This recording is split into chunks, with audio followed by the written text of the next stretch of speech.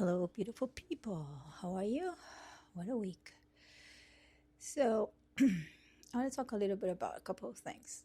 Right now, we're having the moon approach Pluto for the last time in our lifetimes in Capricorn. So, we're going to see a lot of passionate engagement about things that we're leaving behind, expectations that we had regarding institutions or the idea of what was protecting us. So we had the American election a couple of days ago. I have noticed that people are going crazy. The polarity is wider. People are projecting a lot of pain.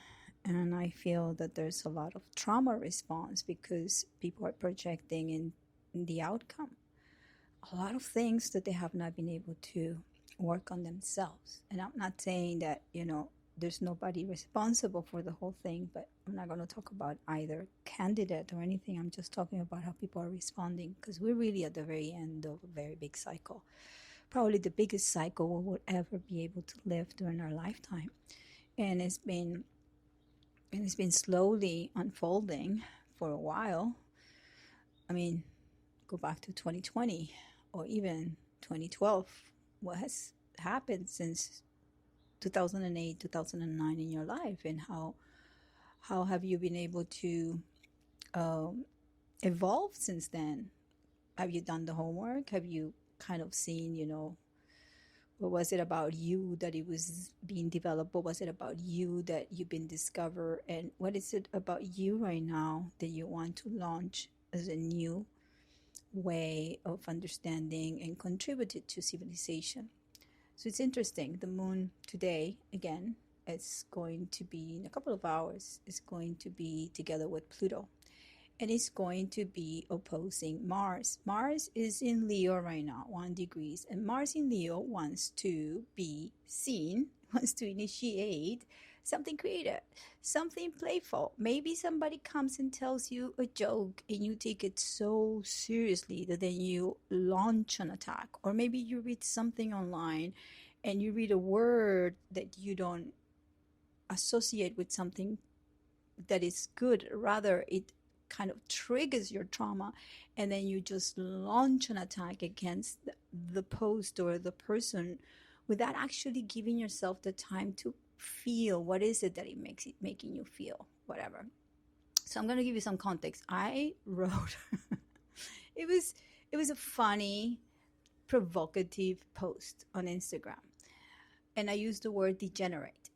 And I'm very meticulous with language. So if you go to the root of the word degeneration, it means something that is falling from generation. So you see, we speak about generation is about giving life, but it also how we preserve life through our ancestry. So the legacy that we give to the world through our children or where we come from, it also comes from the root of genealogy. So when you use the word degeneration, it means that there's something, an action, or yeah, a practice of cutting short or stopping the line there.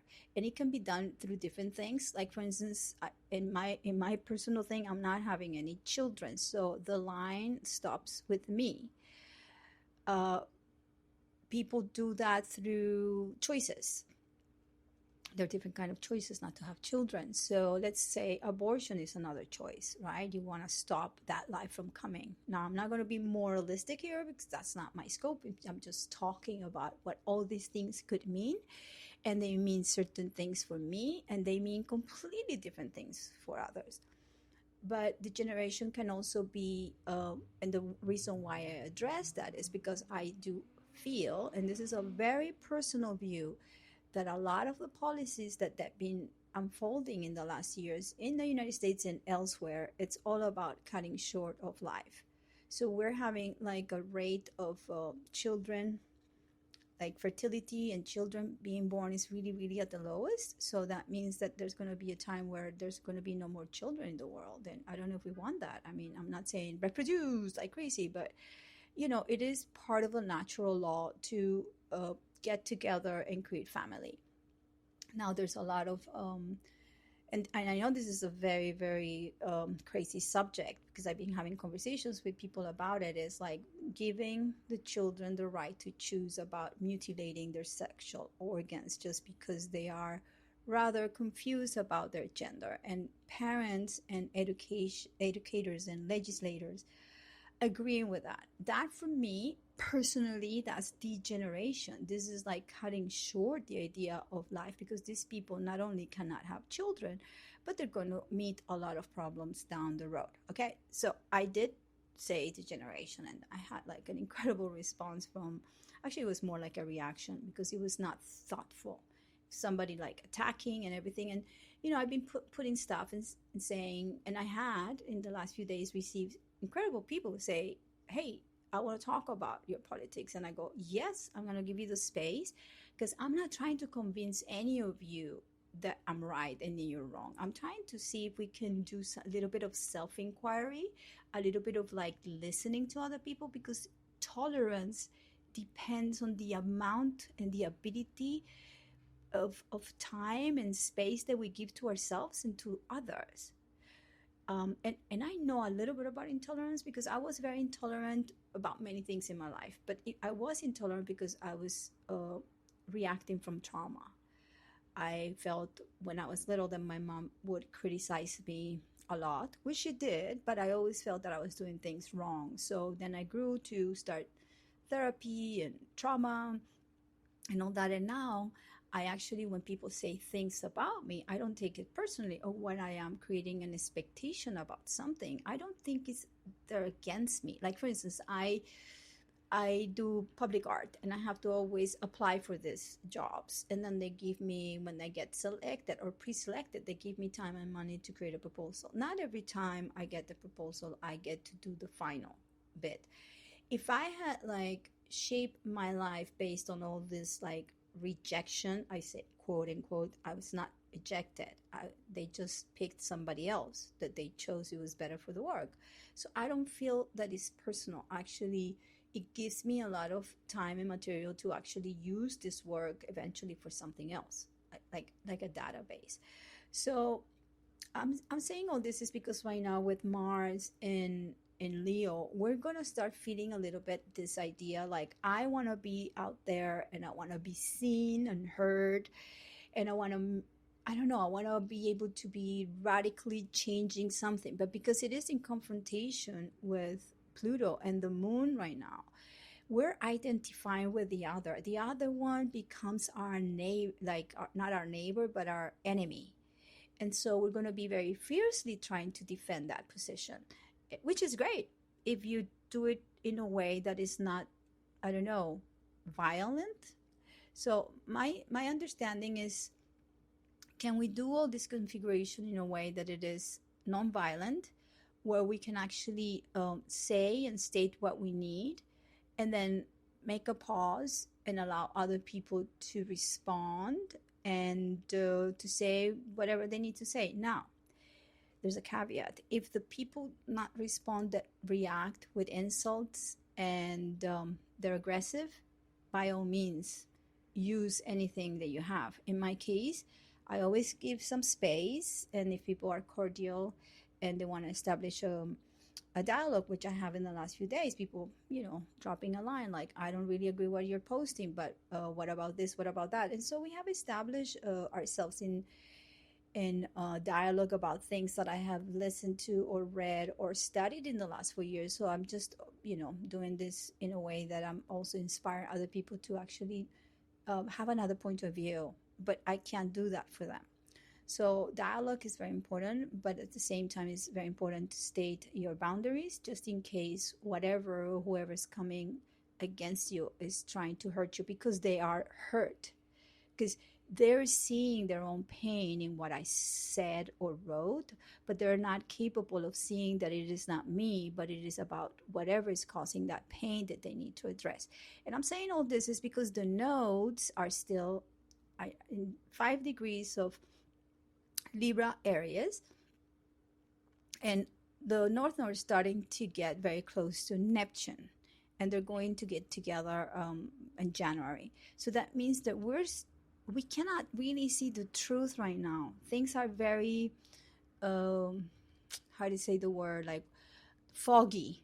So it is important that instead of like reacting immediately, we can actually like take some steps and see exactly what is it that is generating in us. Because also Venus that is in Sagittarius is squaring Neptune, and it's the last quarter square. So it is a lot of stuff that's coming from the outside. We have to give some value to see how we relate to it, because maybe where we're listening or we're hearing or we're seeing is something that we need to take care of ourselves, inside of ourselves, and not blame the outside, because there's a lot of, I don't know, like yeah, fog.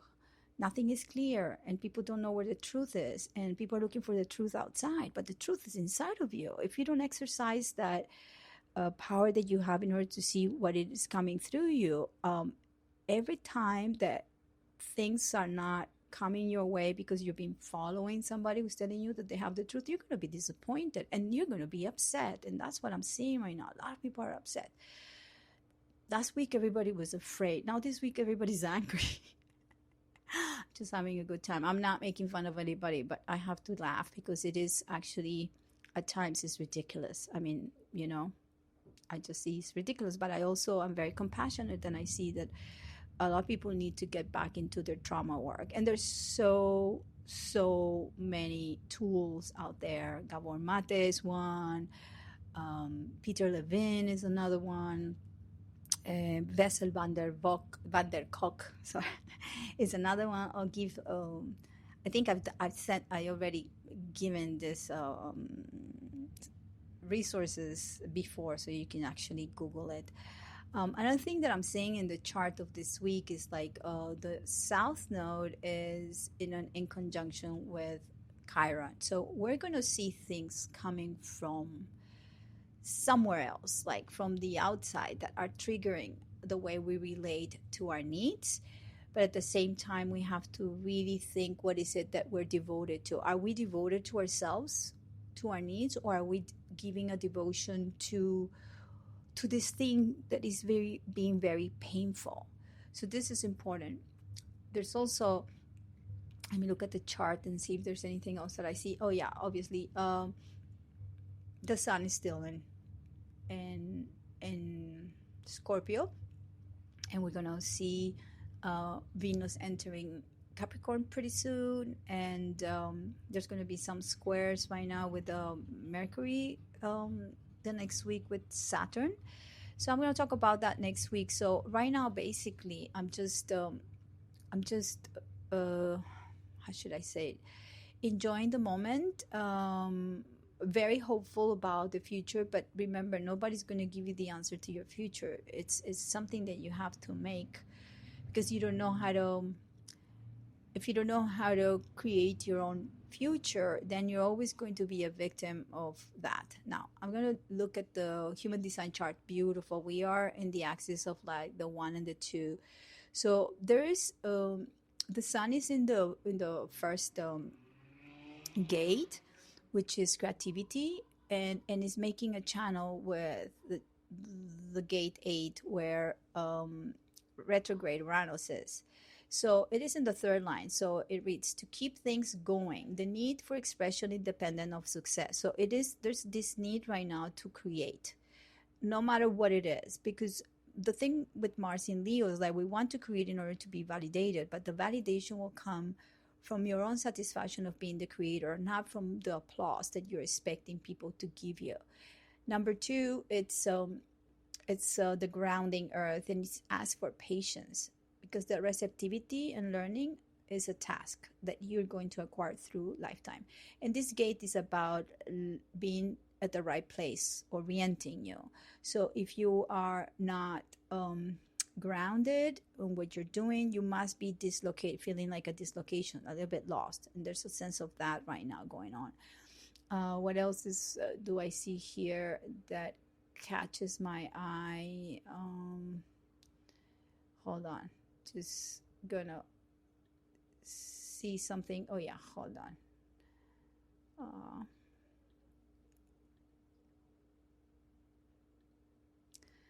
I'm opening the chart.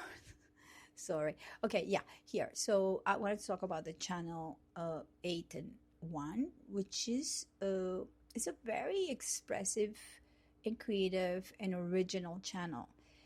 It was, you know, a lot of people have this channel activated. They're actually incredible artists, original. They are looking for specialization, and it's a very individual energy, and they have incredible abilities to be creative and unique.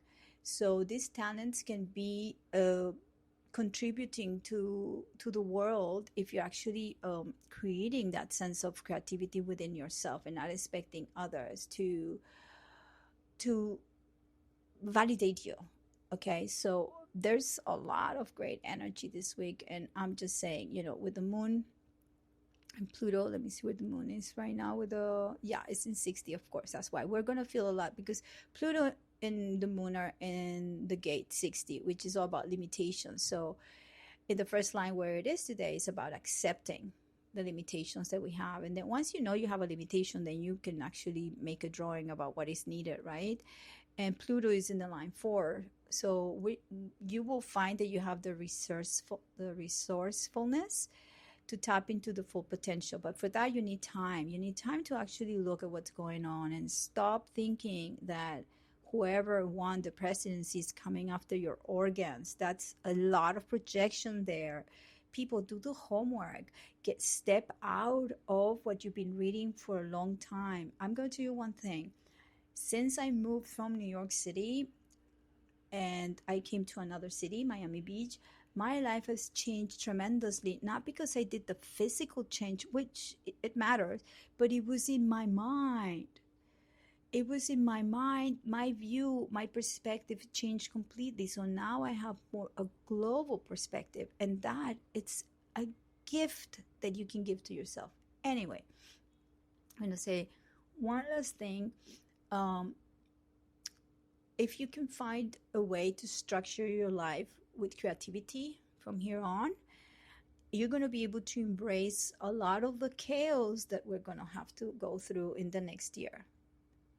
And it's not chaos like we're going to die, no, but there's going to be a lot of structures that are actually going to be falling and dissolving. So if you have your feet on the ground and you know what your structure is, guess what you can do? You can improvise. Improvise is good when you have a structure. Improvise is not okay when you don't have a structure, because that's chaos.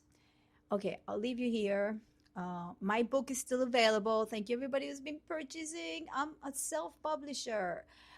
And I got another grant yesterday. Yoo-hoo!